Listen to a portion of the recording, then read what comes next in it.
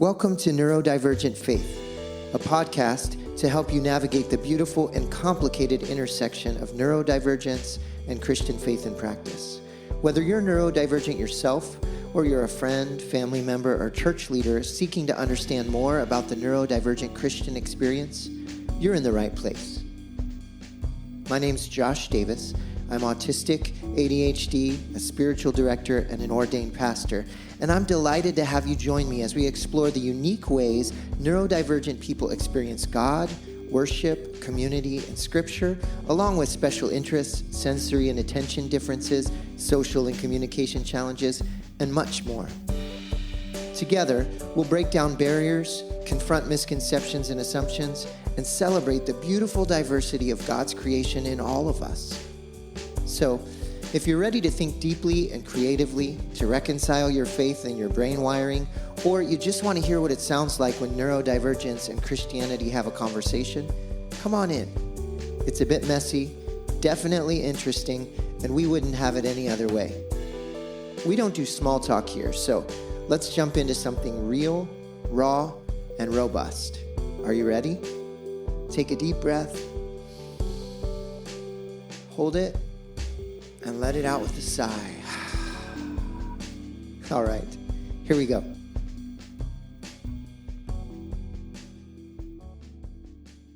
Well, hello, and welcome back to the Neurodivergent Faith podcast. I'm really excited today to have a special guest and to have a conversation about autism, about the church, about spirituality and religion and connection with God and all the things. Who knows where we'll go?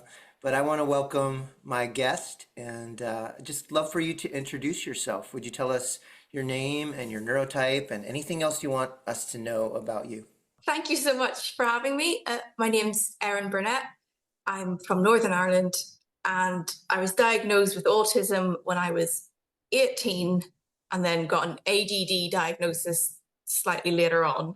So attention deficit disorder, because the two quite often go hand in hand. Yes. And I'm an author. I have a book called With All Your Mind, Autism The Church, which came out of my undergraduate dissertation, which was about the experiences of autistic adults in the church. And yeah, that's pretty much me. Wonderful. I'm so glad to be here with you today, and I'm excited to talk about your book. I've got it right here. I'm reading it this week and underlining things, so I'm looking forward to jumping into that. But first, I'd like to get to know you a little bit better and let our listeners get to know you a little bit better. So one of my favorite questions to ask is, what's something that bothers you a lot or drives you crazy? Because we all have those different things that just we can't stand or they drive us crazy. Unfortunately for you, it's to do with Americans. Don't get me wrong. I love Americans, but not every time, quite often when I talk to them, they're like, I love your accent. I wish I had an accent. And I'm like, you do have an accent. Everybody has an accent. Yes. So there we go. That's my pet peeve. Yes, I love that so much. I grew up both in the United States and in the Dominican Republic. And so cool. I have a different perspective on culture because I've lived in two different cultures, grew up speaking different languages. And yes, everybody has an accent. And sometimes we have this thing around here in the United States where people will say something about ethnic food or ethnic hair products. And my wife and I are all like, we all have an ethnicity. Like, what are we talking about? Right? It's very othering language. I don't like it. So on the other hand, what's something that you could get immersed in or research or talk about for hours and just lose all track of time? Well, my number one special interest, it's always been rabbits, love rabbits. And then in more recent years, I've become a cat person as well. Ooh. Almost to the same level as rabbits. My two special interests. And then more academically, I'm really interested in chaplaincy and the theology of chaplaincy. It's something I'm researching at the minute. So I could also get into that for hours. That sounds really interesting. How did you get into thinking about chaplaincy or researching on that? So when I was at university, I did some volunteering with a seafarers mission, which is very niche. So chaplaincy services for people who work on cargo ships and cruise ships. And yeah, it was just so unique and so fun. So I think that sparked my interest, because it's how can we be church outside of the church? I think that's basically what chaplaincy is. So yeah, it's interesting. Yes, yes, that's really interesting. It makes me think of this Greek word for church, ekklesia, which literally means like the people who are called out, right? And I think so many times we get caught up on the church in a building, but what does the Yes. church look like when there is no building and there is no formal structure and we're just out in the world?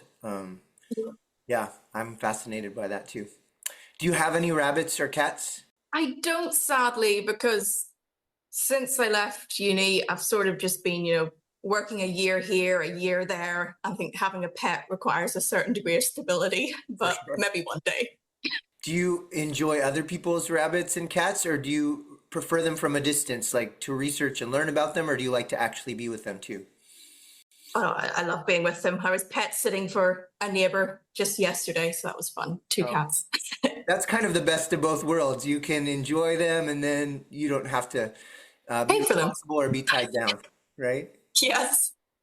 Well, I'm curious. You said that you were diagnosed with autism and then later with ADD. You said around, did you say what age or stage of life you were Uh, in when that happened? Autism was 18. ADD was 21 or 22, I think. Okay.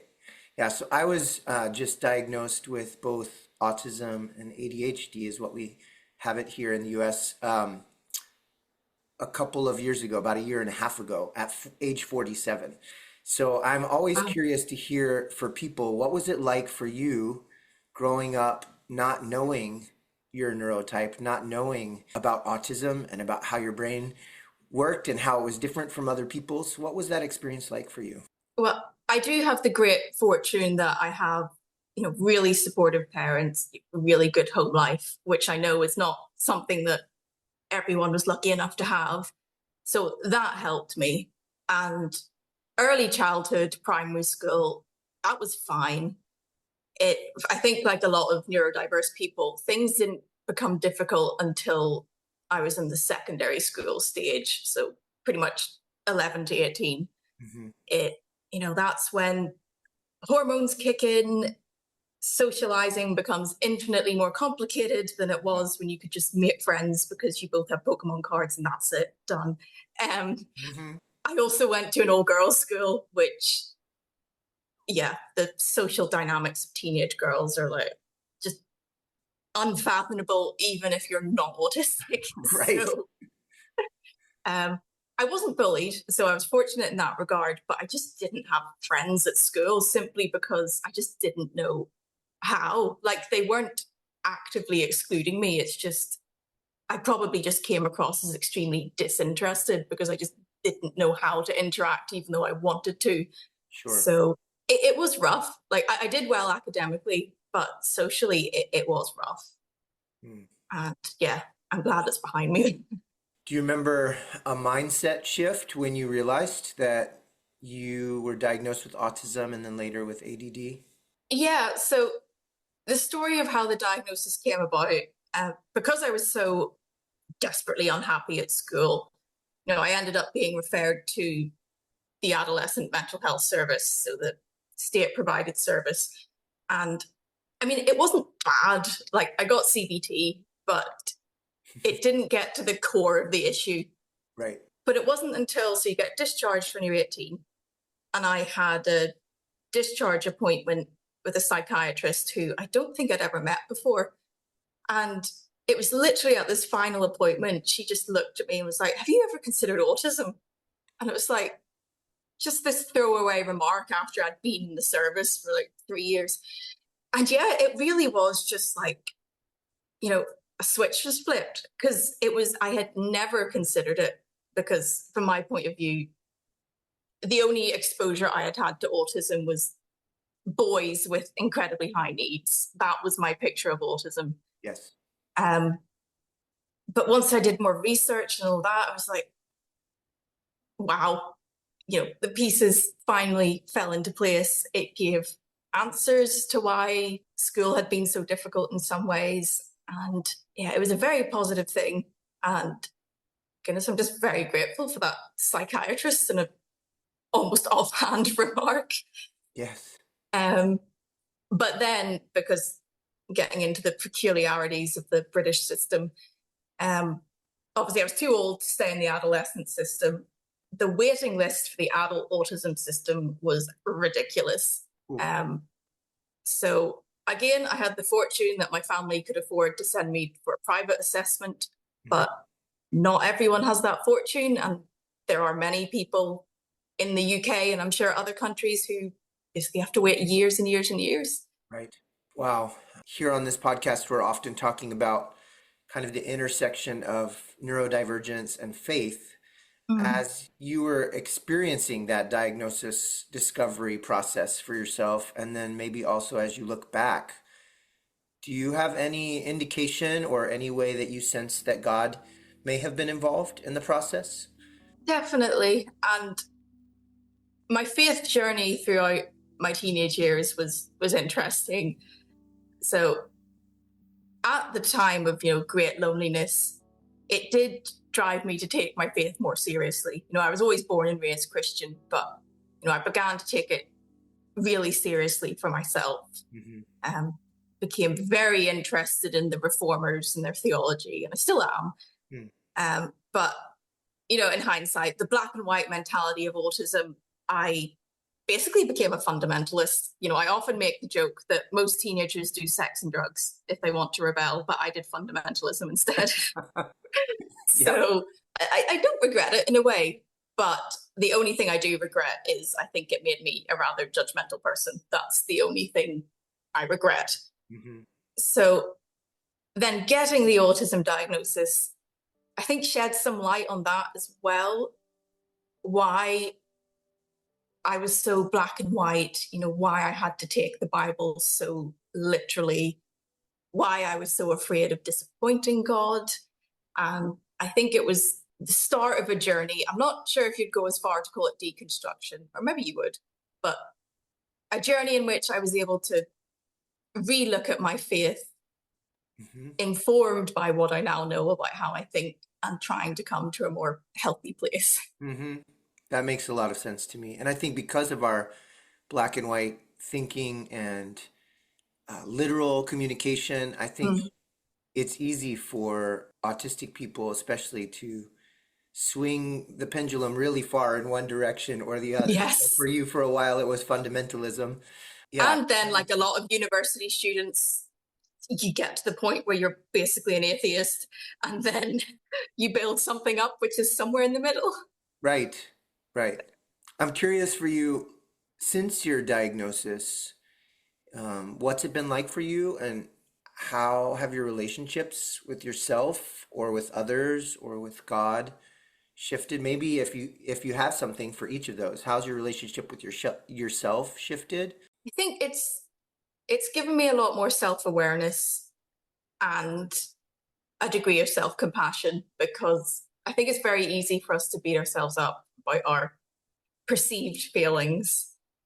And I just need to remember that, my brain works in a different way. The world's not necessarily built for that. So I need to give myself some grace. Yes. Yes. I found that for myself too. Once I realized I was autistic, so much of the shame that I had carried fell away. Actually, pretty quickly for me, I realized that it was actually shame that other people had kind of put on me, and I had accepted it for myself. And then once I realized I'm not wrong for being frustrated when plans change or when things are moved around in the house and I don't know where they are anymore. I'm not wrong for those big internal reactions that I had. Now, still, I'm responsible for what I do with them and how I treat people. But I used to feel so much shame over that and many other different things that now I understand are associated with autism. And so I have a lot more self-compassion. That's beautiful. How about your relationship with others? How has that shifted, if at all, since your diagnosis? Well, I think because the diagnosis came at such a pivotal time. I just left school. was just about to start university. So it came at the perfect time. I think it's easier to make friends in university anyway, because you've got a much wider variety of people. You can join clubs and societies. You're not restricted to the same 100 people that you spent 7 years with in school. So just in general, it was a lot better. And knowing that I was autistic, again, coming back to the previous point about giving yourself some grace, from what I remember, I think I was pretty open about it, particularly with the people I lived with, essentially saying, I've got autism, I'm trying my best. Mm-hmm. And no, they were good, and we're still in touch. So That's great. They were yeah. understanding and tried to work with you. Yeah. And it did help that we were all Christian, all the people I lived with. So we had that shared connection, which helped a lot. Sure. What about your relationship with God? Have you noticed if that has shifted since discovering you have autism or ADD? Definitely. So I think I go into detail about this in the book, but one of the things I've always struggled with forever is this idea of having a personal relationship with Jesus. Yes. Or even the whole idea of sensus divinitatis, or just a sense of the supernatural. I'm just inherently unsupernatural is probably the best way of describing it. It's not that I'm not open to it, it's just not my natural thinking. So I always found that difficult in church. And to be honest, is probably why the theology of the reformers appealed to me so much, because they were very, systematic in how they thought. Mm-hmm. So the relational aspect of Christianity was difficult, but I still loved the idea of, Jesus presenting himself as a friend to the friendless. And I wanted that. But it was just working through, what does that actually look like for me? And I think also discovering that there are scientific studies out there proving my point that it's not just me, that autistic people on average are more likely to struggle with supernatural thinking. That helped, realizing I'm not alone. And just having the freedom to look at other methods of connecting with God that might not be typical but are helpful. And, it'll be a lifelong journey. I'm not there. I'll never be there. But we do our best. And yeah, God has definitely been with me every step of the way. Mm-hmm. That resonates with me so much. And part of what I hear you saying is, in your discovery and diagnosis, you somehow gained permission to not just try to live up to everyone else's way of connecting with God or what was talked about or expected, but to figure out, what does that look like for you in your life with your brain as you have been wired, right? I appreciated in your book, I've been reading it this week, your book, With All Your Mind, Autism in the Church. You talk about the concept of relationship with God, especially when it's defined as a personal and emotional kind of relationship, is problematic for some autistic people. And I really appreciated you naming that, because it made me think about how autistic people have a lot of differences in terms of social and communication differences, right? And I know for me and others I've spoken to, many of us have a lot of trauma and negative experiences around quote unquote relationships of different kinds, because it hasn't worked for us. We weren't on the same wavelength. We weren't realizing what the disconnect was. And so I'm just curious, as you talk about the autistic brain and how many of us struggle with this sense of the supernatural or sense of the divine, what are some of the ways that you find that are helpful for you in terms of your own connection with faith and God? Are there practices that are specifically helpful for you, or are there ways of thinking, ways of expressing faith that maybe are working for you right now that maybe other people wouldn't get necessarily because they're neurotypical? I've found, for me, it really has to be something empirical, so something physical, tactile. So, for example, I think by making connections with other people, particularly in church environments, that in turn then makes me feel more connected to God. Mm. I think the friendship we can build with other people is a reflection of God's love in our lives. Also, just getting out, admiring nature. Mm-hmm. Again, that sense of connection to something tactile that ultimately comes back to God, sense of appreciation and wonder. I found that helps a lot. Another thing that helps a lot is writing and journaling, although I must admit I'm absolutely horrific at keeping that habit up. But when I do it, it's very helpful and it's something I would like to do more. I hear your ADD in there as you as you talk about keeping the habit up, right? I get it.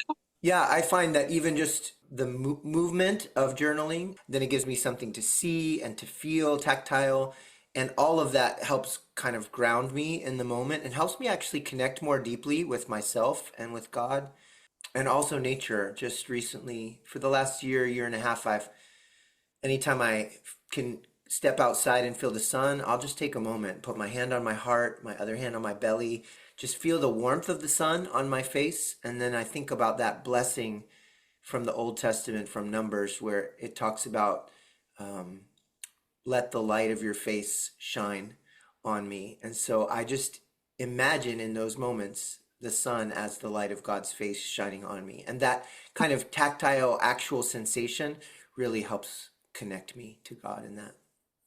What is the sun, though? I live in Northern Europe. What is sun? Oh, maybe you could come visit here in south of the United States because we get quite a bit of it. I like it a But lot. that sounds lovely. And yeah, I think we're on the same wavelength that there needs to be something physical to help us to connect with something that's not physical. hmm When we were communicating by email and I reached out to you, you were so kind to go and actually listen to some of the podcasts, which I really appreciated. And you said you had some thoughts about quiet time as you were hearing one of the episodes of the podcast. Have we covered those already, or is there more about that you'd like to talk about? Oh no, I'd definitely like to talk about that. Quiet time is something I have always struggled with. Mhm. I didn't necessarily link that to autism until fairly recently. And hearing your podcast just validated that. Again, I'm not alone. I just really struggled.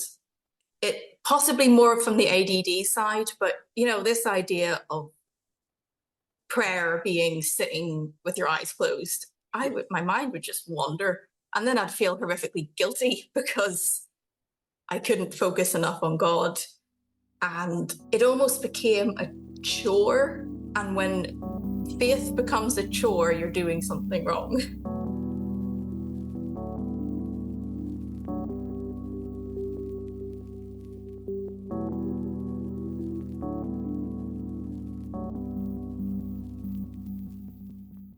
I also know, like, one of my really good friends from university who is also an autistic Christian applied for a ministry post and was turned down because they weren't satisfied with his quiet time routine. So I think, if the church is so inflexible at how people are supposed to express their spirituality, it's setting us up for failure, I think. Oh, when I hear that about the ministry requirement, it just makes my heart sink. Um, because I'm a spiritual director as well as a pastor, and so I meet with clients one-on-one for spiritual direction, which I absolutely love because I can hyper focus on one person, and people are one of my special interests, so I can hyper focus on one person for an hour, pay attention to their relationship with God.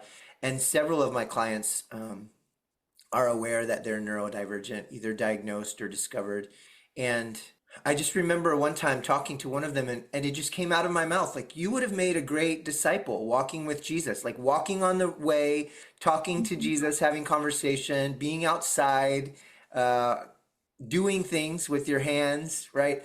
All of those were what the disciples who actually engaged with Jesus in real life and real time did on the regular. And now it seems like in the church we make discipleship or being a good follower of Jesus equal to this idea of sitting really still, folding our hands, closing our eyes. And that for me, it feels in my body like a kind of torture. Like I'm working so hard just to keep myself still. Yeah. I think there's actually a lot we can learn from the Catholic tradition because I was raised Presbyterian. I'm still a Reformed Protestant, but there's a lot we can learn from Catholicism in terms of their style of worship tends to involve more of the senses. They also have the idea of pilgrimage, which I think is incredibly valuable, just like you were saying, literally walking with God in a significant place. Yeah, I think there's a lot we can learn from other traditions.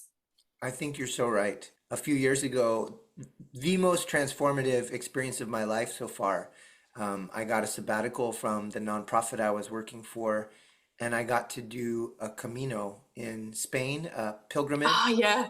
And I was actually quite scared going into it. This is before my diagnosis, and I was quite scared whether I would be able to spend that much time by myself because I was going to be gone for a month walking. My wife said, feel free. I think we can be okay if you take a month. And so my wife and kids gave me that freedom and permission. And then I just went and walked every day for a month in Spain. And in the process became my own best friend. And I didn't even realize that was possible. And now I realize looking back that because I was not around people every day like I used to be, it was the first experience in my life where I actually unmasked because I was a highly masked autistic. No one in my life suspected I had autism, neither did I. And so this month of being alone by myself in Spain on this pilgrimage, ancient Catholic pilgrimage, really opened up a new way of connecting to myself and connecting with God. And I wouldn't trade it for the world. It's powerful. Let's talk a little bit about church. In your book, one of the things you say, I'm going to quote it here. You say, if an autistic person is willing to bear the potential sensory and social discomfort of church, it shows how much they care about their faith, even if they do not say it outright. Oh, when I read that, thank you. That felt so validating to me. Every time I show up to church, to a gathering of Christians, I am showing up to sensory and social discomfort. And so thank you for naming that. What's one of the hardest parts of church or gatherings or services for you? Some of it, I think, so part of my autism, I think I have demand avoidance, but not to an extreme degree, but there's certainly an element of demand avoidance. So getting to church is sometimes the hardest bit because it feels like a demand. Once I get there, I'm happy I went. But I must admit, it's actually getting myself to church is probably the hardest bit. Once I do, it depends on the style of church. Like the church I attend at the minute, I don't have many sensory issues because it's just not that kind of church. But other churches that might have extremely loud music, that would be an issue. Also, socially, some churches, simply because it's human nature, can be terribly cliquey. So breaking into the social circles can be quite difficult, which is why I am incredibly grateful for the people who I know in the churches I attend who have gone out of their way to include me and just make me feel part of the church family. Because I think, particularly in larger churches, people can feel like they're left in the periphery, and that can be a challenge. Yeah, I feel that especially before church services and after church services, that time of unstructured, I'm not exactly sure what to do here. I avoided that for many years because I was on staff at a church as a worship pastor. And so before the service, I was setting things up on the stage. And then after the service, I was cleaning things up on the stage and I had things to do and I felt much more comfortable.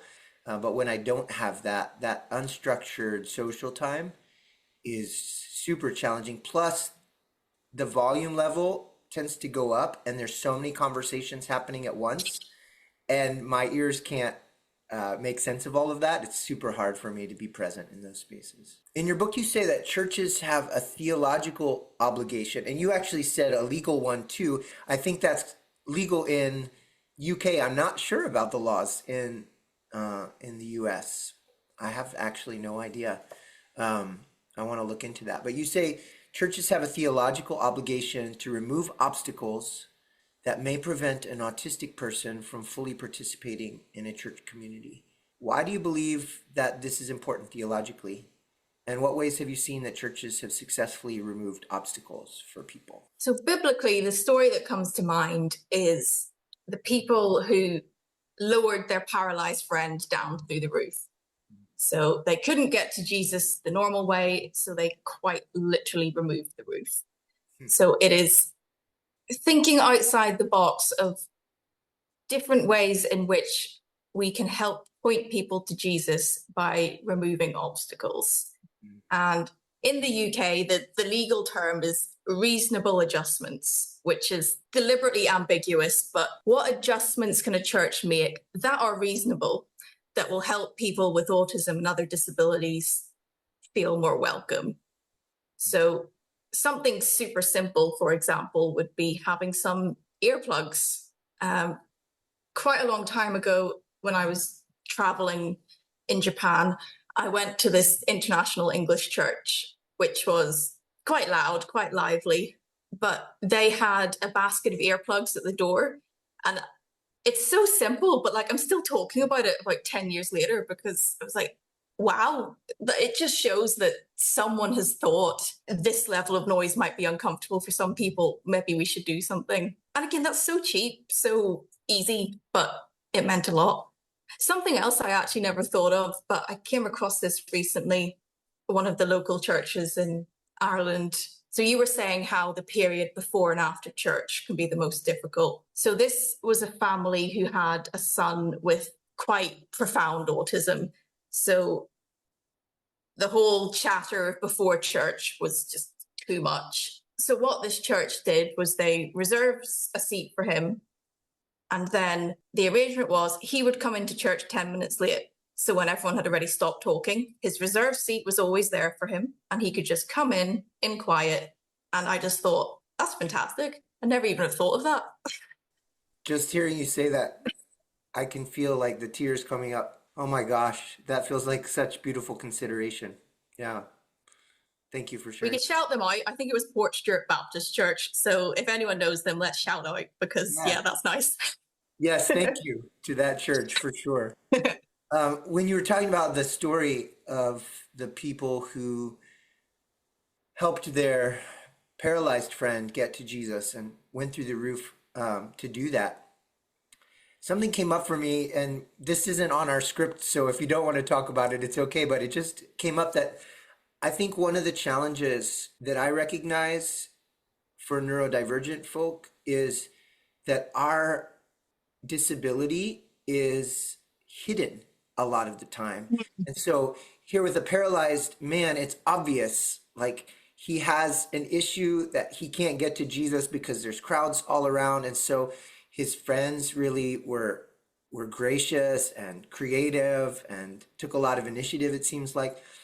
But one of the things I struggle with is that my disability is hidden. And then in order for it not to be hidden, I need to use social and communication strategies, which are some of my hardest barriers to connection and to understanding. Have you ever thought about that, or do you have any thoughts about that as I say that? Yeah. Do you have the Hidden Disability Sunflower Scheme, or is that more of a European thing? We have it in our airports, and I've just started using it. And in some airports, they know what to do with that, which is lovely when they do. In some airports, I've actually had people say, like people who work in the airports or for the airlines ask me, like, why are you wearing that lanyard? And then I have to explain it. And so anyway, but yes, that can be helpful in airports here. But do you have that more commonly in society? Yeah, I might be wrong on this, but I think it originated in the UK. So we've had it for quite a few years. So I think we're at the point now where I would hope most people recognize it in any situation. Sometimes I use it, sometimes I don't. But like you say, it is just a helpful way of letting people know I do have a disability. It's not obvious. I don't necessarily want to have to declare it in every conversation. Right. But yes. But like you say, it's getting a symbol that's recognized. Otherwise, it might actually cause more stress than good if people are asking you, what's that? Right. I'm going to speak with hope and faith. It seems like we're moving in that direction here as a society. It's slow, but I do think you all are ahead of us, and I really appreciate the work that's happened over there on that side of the pond, so to speak, and how we're learning from that on this side of the pond. I know that you have not only written about autism in the church, but also I think you speak sometimes and offer workshops and seminars, and you've connected with a lot of autistic Christians and churches that maybe are interested in figuring out how to make hospitable space for autistic Christians. I'm curious, do you have any hope or encouragement that you would like to share with autistic Christians? It's just in general, it's a really encouraging time to be autistic in the church. I feel like the awareness levels are increasing. There's so many books on the topic now where there wouldn't have been even 10 years ago. I think the general popular understanding of autism is changing. I think people are realizing that the classic view of autism, I suppose, are those with higher support needs. And I think we're starting to realize that there are a variety of support needs within the same diagnosis. Another thing we're finally realizing is that autism does not end in adulthood. I don't know what it's like for you, but certainly here, even still, so many of the services for autistic people, they're all aimed at children. It's like, well, what's going to happen when they turn 18? Right. Great question. And yes, over here, it's almost exclusively for children. In fact, some adults don't even pursue a formal diagnosis because all it will give them is some sense of validation and understanding, but it won't actually lead to any accommodations that could be helpful for them. But yeah, I think it's a hopeful time for us in the church because awareness is changing. We can be part of changing that awareness. I think just in general, I think the whole deconstruction trend, there's good parts of that, bad parts of that. But I think the main good thing that's come out of the real popularity of deconstruction is that people are just more aware of different ways of looking at faith. We no longer think there is one correct way and that is it. It's now in mainstream awareness that there are actually different ways to be Christian, which is helpful for us. So yeah, it's not perfect. It'll never be perfect, but it's an encouraging time. Thank you for that. I feel that encouragement even as you say it. And then what hope do you have for the church as it relates to neurodiversity? What would you like to tell the church? Like if all the church would listen to this podcast, what would you want to tell the church, or what hope would you have to offer for what could be? I think churches are already, most churches are ahead of society in terms of churches tend to bring people together who would normally never mix. So it's one of the very few places in society where you would get people of all ages, all sorts of backgrounds, different abilities. I struggle to think of any other environment in society that it has the potential to be so mixed. So that's already a positive point for the church. And I've certainly benefited from that because I tend to get on better with people who are older than me. Like some of my closest church friends are quite a bit older than me. And I'm just grateful church gave me that opportunity to meet them. I think I would just encourage churches to just remember that everyone's different. The sort of spiritual advice that worked brilliantly for one person might not work for another person, and that's not their fault. So just having a degree of flexibility. I think the way I try and put it is as much flexibility as you can have without going against your theological essentials. Like, I'm not saying you have to throw out the entire rule book, but just particularly on things like you were saying, quiet time, don't prescribe that to everybody. Think a bit more broadly. And then the church will benefit. Mm-hmm. Not just autistic people. I think everyone in the church benefits whenever we expand our view of what Christianity can look like. Mm-hmm. So that would be my advice to the church. Just think differently. That's beautiful. And I think that hearing from different voices like yours really makes a difference. When you speak out about your challenge with that concept of quote unquote relationship with God and what that looks like for you.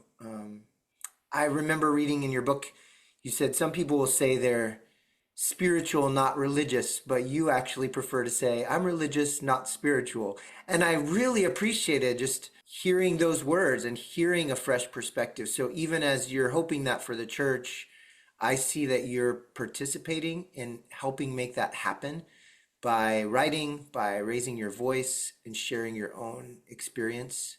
And that means a lot to me. I'm sure it will mean a lot to people who listen to this podcast and other people who read your writing. So thank you. Thank you for being a part of the change. Thank you. And I mean, it must be a God thing, but like, I just can't get over basically how well the book has sold, relative for an independent project, because, I put no marketing into it or anything like that, but it just seems to be word of mouth. And yeah, it's just been remarkable. Well, I heard you interviewed on another podcast, and that's how I actually came across you and your work. And then I bought the book. I think from your website, there was a link. So can you share with people if they want to find out more about you or your writing, how could they find you? So the website is erinburnettauthor.co.uk. So basically think of a CNN newsreader, except I am not her. So that's my website. The book's available on Amazon. I know Amazon's not perfect, but it's the best thing we've got at the minute for cheap book printing. Yeah, if you want to get in touch regarding speaking or anything else to do with the book, my email address is on the website. And I also have a Facebook page, which is also Erin Burnett Author. So feel free to have a look. Lovely. I'm going to throw this out there. I don't know if it could ever happen, but I have this dream of doing an online conference one day for neurodiversity and the church that would be not just for the West, but also global. A lot of the work that I've done in ministry up to this point in my life has been multilingual, multicultural, multinational. And I would just love to see this online gathering. And even as I'm talking to you today, I'm thinking, wow, that would be so great if Erin could come, be a part of something like that, share your wisdom and your experience. So maybe one day something like that could actually happen and we could be a part of it together. That'd be cool. Before we wrap up today, is there anything else that you'd like to say? Anything that you haven't said? Something I've been thinking about recently is some of the online discourse regarding autism makes me slightly uncomfortable. And by that, I mean, there's a lot of language policing, Yes. the whole person with autism, autistic people debate. My opinion on that is very much call yourself whatever the heck you want. Same. But on online spaces, it can become almost vitriolic sometimes. And yeah, another thing I think is we just need to remember that autism is such a broad spectrum that people like me, I can share my perspective as someone with relatively low support needs, but still with a lot of challenges. I, however, cannot claim to speak on behalf of, say, a family with a child with quite profound needs. In fact, some of the best autism conferences I've been to have had two speakers. So I would be the speaker to talk about low support needs. And then we would have a caregiver of someone with high support needs also sharing their story. And I thought that was really helpful because it just reminded us that autism is broad. What works for one set of autistic people might not work for others. And I think, just keeping that in mind is helpful. And don't get too upset about language. Yes, thank you for that. I remember reading in your book, and I thought this was actually really kind and thoughtful of you because you said that you prefer being called a person with autism, but that because you see a lot of people who get kind of upset or uptight about that language that you would refer to yourself as an autistic person throughout the rest of the book. And I thought that was really thoughtful and kind, and also very clear to say, this is how I think, and there's nothing wrong with the way I think. And also I can make accommodations, and I can let other people think the way they think. Yeah, in most cases, it makes sense to go with the majority view, as long as we respect that the minority view is still valid. So, Absolutely. Right. And again, here, there's no one right answer, it seems to me. And when we get stuck in that, well, you have to speak this certain way, and you can't use these certain words, and you have to say this. It just puts people off saying anything. Like, I have spoken to church leaders who have said to me, I was scared to breach this topic because I just knew I'd say something wrong. Right. As a rule for myself, and I know this doesn't work for everybody, but my brain really tunes in to how people talk about themselves. And then I just reflect that language back as much as I possibly can. So for you, when you said diagnosed with autism and ADD, even though I don't say ADD on a regular basis, I've been saying it in this podcast because that's what you said. And so I think that's another way we can be kind and just respect one another, is to listen and ask what someone's preference is, and then try our best to remember to address them that way, or speak about their life and the way that they choose to speak about it. Yeah, it's very helpful. It's also very validating then for the person you're speaking to. So again, yeah, case by case, individual basis tends to be the best in all works of life. Yeah. I want to just close then with this quote from your book, because it connected to what you were just saying about the conferences that you've been to where you were able to speak on behalf of autistic people with lower support needs, and then maybe there was a carer who spoke about autism with higher support needs. You say in your book, it is possible to love your child with every fiber of your being, while admitting sometimes life with autism is hard. Faith-based communities in particular should be safe spaces where autistic people and their carers can speak candidly about their experiences without facing criticism or condemnation for their views.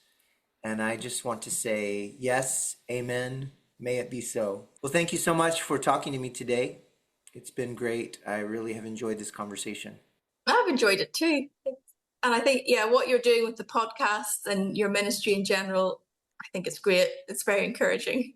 That's part of the reason I'm doing it, is to help this conversation continue to expand and give people maybe even some easy ways where they don't have to bring it up themselves, but they could send someone a podcast episode and then say, I really connect with this. Can we talk about it? Yeah. Hopefully that makes the conversation easier for people. Well, I hope you have a good rest of your day, and maybe even see some sun. Is that possible for the rest of this week? Is there any chance? It's actually looking not too bad at the minute. So. Okay. Well, thank you, Erin. I hope to talk to you again. Thank you so much.